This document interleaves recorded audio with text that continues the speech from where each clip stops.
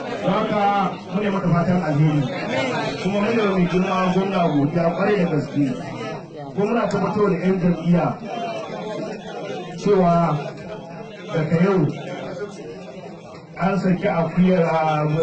kuma an cire mata hukumunta abokai da yi wa mana cikin gida sun san ko su waye mu sun ce mu hada abin jibir an hada abin jibir sun ce hada hawan laushe an hada hawan laushe to ana kai mu kudin ɗan gora ko daga zama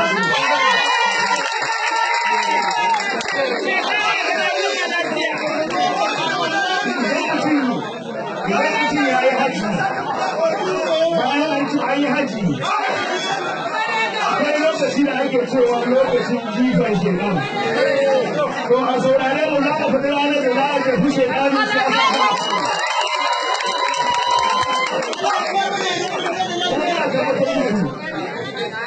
mu ma ma tsoron komai kowa ya ce mana kuma ba ma haɗa mun ji mu kwana a ɗakinsa a kan jira albasa muna so mu haɗe shi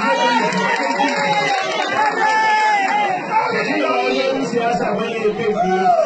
da kuma kamshina mai zai tsaye da gaske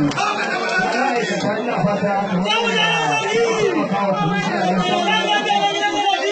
za mu samu su taimaka mana kuma kawai da mai girma ya faɗa aikin ne mu ya rabi da rabi ne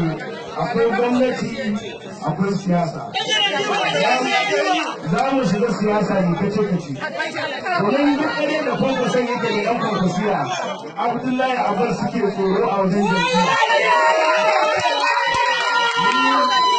ni da Musa mu ne siyasa kuma a harshe yana cewa